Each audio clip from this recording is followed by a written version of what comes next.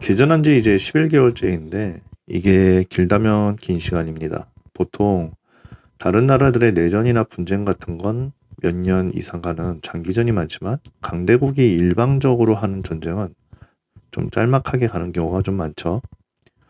작년 2월 말에 러시아가 우크라이나를 침공할 때 대부분 그렇게 될 줄 알았어요. 하지만 이제 1년이 다 되어가는 시점에서는 좀 장기전을 예상하는 사람들이 많아요. 우크라이나 전쟁이 이렇게 길어진 이유는 크게 세 가지가 아닐까 하는데, 첫 번째로는 러시아의 초기 침공 때 실수를 너무 많이 했어요. 그래서 이제 공세 한계점이 너무 빨리 와서 그런 부분이 있고, 둘째는 우크라이나가 방어를 잘했어요. 그리고 세 번째는 이제 미국이나 나토 같은 서방 세계의 어떤 전폭적인 무기 지원이나 대러시아 제재가 또 효과를 발휘했고, 그래서 일단 러시아의 우크라이나 침공은 뭐 국제적으로도 환영은 못 받고 있죠. 어떤 이들은 뭐 미국도 이라크를 막 침공하고 그러는데 왜 러시아한테만 저렇게 제재를 하느냐 뭐 이런 얘기도 나오긴 하는데, 거기에 대해서 좀 얘기를 해볼게요. 2003년에 미국이 이라크를 침공하기로 결정을 했을 때 그때는 이제 유엔 안전보장이사회에서 중국하고 러시아가 반대했거든요. 지금하고는 좀 정반대죠. 그런데 반대했던 러시아나 중국은 그렇다고 또 해서 이라크를 돕지는 않았어요.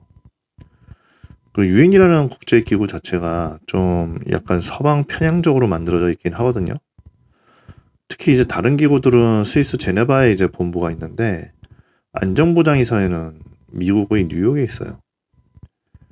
그 원래 이라크 침공의 주된 어떤 원인이라고 미국이 이렇게 얘기를 했던 것들이 있는데, 사담 후세인이 대량 살상 무기를 만들어서 테러 단체를 지원한다. 이게 바로 미국 정부의 주장이었죠. 근데 나중에 알고 보니까 이 주장은 완전 새빨간 거짓말이었어요. 사담 후세인은 대량 살상 무기를 만들지도 않았고 알카에다 같은 테러 단체들과도 관련이 없었죠. 반면에 이제 러시아의 우크라이나 침공은 약간 좀 사연이 좀 길어요. 원래 우크라이나는 친러 정권이 들어서 있었거든요.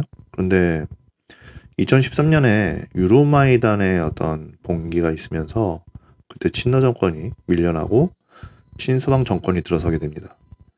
하지만 우크라이나는 그때 내부 분열이 엄청났거든요.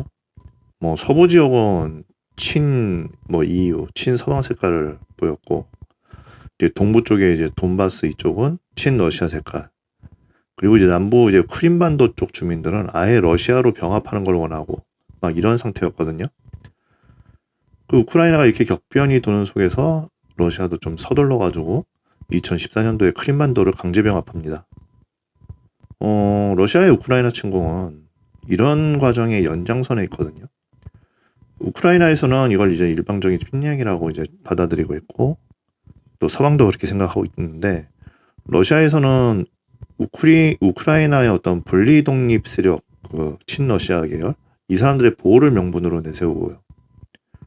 근데 이제 러시아가 범슬라브주의를 이런 식으로 내세우고 강화할수록 그 러시아 주변의 이제 비슬라브권 국가들, 특히 이제 중립 국가들은 좀 불안해져요. 바로 이 점이 미국의 이라크 침공과 러시아의 우크라이나 침공의 결정적인 차이점이거든요. 만일 2003년에 미국이 이라크를 침공하면서 이라크 다음에는 뭐 이란이나 시리아 혹은 다른 나라들의 주권을 위협하겠다 이런 뉘앙스를 풍겼다면, 주변 아랍국들이 그렇게 미국을 돕지도 않았고 이라크를 오히려 지원했을지도 몰라요. 오히려 사담 후세인이 무너지는 모습을 굉장히 불안한 눈으로 바라보던 나라는 아랍 국가가 아니라 이스라엘이었어요. 이스라엘은 사담 후세인이 제거된 이라크에 이슬람 극단주의 세력이나 아니면 시아파 세력들이 바로 할 거라는 걸 이미 눈치채고 있었거든요. 2003년에 이라크를 침공했던 미국은 국내 분위기가 물론 이제 9.11 테러 때문에 엄청난 분노에 휩싸였었죠. 이런 이슬람 테러 단체들에 대한 어떤 보복을 당연히 원했고, 그런데 미국 정부는 아주 교묘하게 이 복수심을 이라크 쪽으로 유도를 했어요. 그러다 보니까 미국인들이 이라크 침공을 지지했었고, 물론 이제 반대하는 사람들도 있긴 있었는데 아주 소수였죠. 이게 아주 큰 추진력이 됐죠. 근데 2022년 러시아의 우크라이나 침공은 러시아 국내에서 반발을 좀 많이 샀어요. 아무래도 러시아하고 우크라이나는 사촌지간 같은 관계거든요. 침공하는 러시아 군인들 중에도 우크라이나에 친인척이 있는 경우가 있었어요. 그러니까 두 나라는 전쟁을 이런 식으로 하면은 안 되었고, 만일 해야 했다면 적어도 러시아 정부는, 푸틴 대통령은 그 전쟁하는 이유를 러시아 국민들에게 제대로 설득했어야 했어요. 근데 푸틴 대통령은 전혀 그렇게 하지 않았죠. 러시아는 오히려 전쟁 직후부터 철저하게 야당 인사들 그리고 정부의 비판적인 언론들을 탄압하고 강력하게 제재를 하였어요. 그나마 전쟁이 러시아의 의도대로 잘 풀렸으면 모르겠는데 그렇지 못하고 전쟁이 1년 가까이 늘어지면서 러시아군 사상자가 수십만 명 단위로 확대되니까 러시아 국내의 정치 불안도 커질 가능성이 높아졌어요. 이미 동원령을 피해서 국경으로 도망치는 청년들이 부지기수였죠. 이런 반감은 앞으로 계속 더 커질 수밖에 없어요. 미국이 새빨간 거짓말을 근거로 국제사회에서 전쟁할 권리를 인정받으려고 했던 거, 그리고 마찬가지로 그런 거짓 정보를 통해서 국민들의 지지를 받기도 했었고, 그래서 미국은 승리하고 사담 후세인은 몰락했었죠. 러시아는 미국과는 다르게 나름대로의 어떤 당위성을 가지고 전쟁을 시작을 했는데 국제사회로부터는 철저하게 외면받았어요. 러시아 내에서도 우크라이나의 어떤 친서방 움직임에 좀 불만을 많이 가진 사람들이 많기는 했지만 그렇다고 국민들이 전쟁을 지지하는 건 아니었거든요. 러시아는 지금 엄청난 사상자를 내면서 전쟁의 목적도 제대로 달성하지 못하고 있죠. 사람들은 전쟁의 당위성 혹은 뭐 정의 이런 걸 외칩니다. 매우 중요한 거죠, 그거는. 그런데 승리를 위해 당장 필요한 거는 외교력을 통해 주변국들의 어떤 반감이나 어떤 설득 이런 것들, 국제사회가 자기들로부터 완전히 등을 돌리지 않도록 노력하는 것도 굉장히 중요하다고 봐요. 그리고 자국 내 국민들에게 왜 전쟁을 했어야 했는지에 대해서 굉장히 정성스럽게 이야기를 해줘야죠. 푸틴 대통령이 이걸 확실하게 외면했거든요. 거짓을 근거로 한 전쟁으로 승리를 거둔 미국의 결말은 그리 좋지 못했습니다.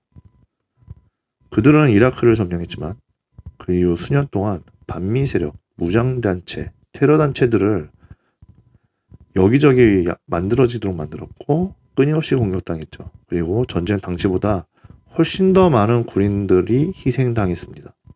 결국 미국은 이라크에서 굉장히 불명예스럽게 철군하게 돼요. 그리고 나중에 아프가니스탄에서조차도 비슷한 모습으로 철군하게 되죠. 사람들은 전쟁을 논할 때 작전술이나 전략 혹은 무기를 얘기하곤 하는데요. 그러나 최근의 역사를 돌아보면 어마어마한 무기로 무장한 군대가 현지 주민들의 지지를 받지 못해 패배하고 퇴각하는 일은 의외로 자주 벌어지고 있어요. 전쟁의 당위성, 전쟁을 위한 작전술 이전에 무언가가 더 필요하다는 걸 몰랐기 때문일까요? 미국과 러시아 양쪽 모두 강력한 군사력을 활용해서 문제를 해결하려고 했는데 그 결과는 좋지 못했죠. 미국이 아프가니스탄을 철수하고 나서 탈레반이 그 지역을 장악했습니다. 자유는 사라졌고 억압이 가해졌죠. 미국은 아프가니스탄의 자유를 주려고 했는데 왜 그들은 실패했을까요? 아프가니스탄 정부의 부패 때문일까요? 아니면 파키스탄의 비협조의 때문에? 아프가니스탄의 많은 부족들은 미국이 자신들을 탈레반으로부터 보호해주길 원했어요. 미국의 가장 큰 실수는 그들에게 믿음을 주지 못했다는 거죠. 그들의 율법과 관습을 무시하고 자기들만의 어떤 제도와 방식을 강제했죠. 이러다 보니 서로 간의 불신이 커지고 그 불신 속에서 그들의 협조체제는 빠르게 무너졌습니다. 러시아는 이 점에서 많은 걸 배워야 해요. 군사적으로도 그들은 이미 무능하지만 단지 군사적으로 우크라이나를 지배한다고 해서 우크라이나가 친러시아 국가가 되어줄까? 친서방으로 기울어버린 우크라이나지만 막대한 석유와 자원을 가진 러시아는 주변 국가들에 여전히 영향력을 크게 가지고 있어요. 그러다 보니까 러시아는 좀 더 장기적인 안목으로 우크라이나 문제를 바라볼 수 있거든요. 과연 유로마이단이 지배하는 우크라이나, 친서방 정부가 지배하는 우크라이나가 그들의 의도대로 서방 국가들처럼 바뀔 수 있고 또 서방이 과연 우크라이나를 그렇게 받아줄까요?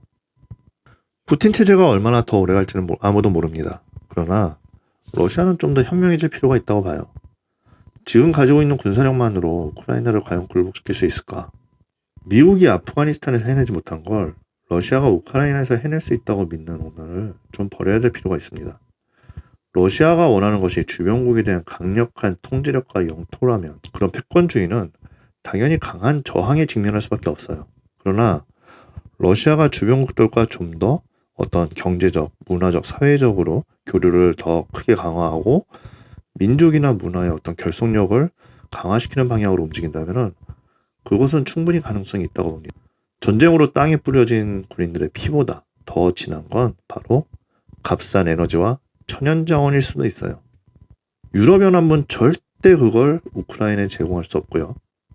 미국은 상당히 비싼 가격으로 그걸 제공하려고 할 겁니다. 그러나 러시아는 그렇지 않죠. 자신들이 가진 가장 큰 강점을 러시아는 그게 무엇인지 깨달을 필요가 있습니다.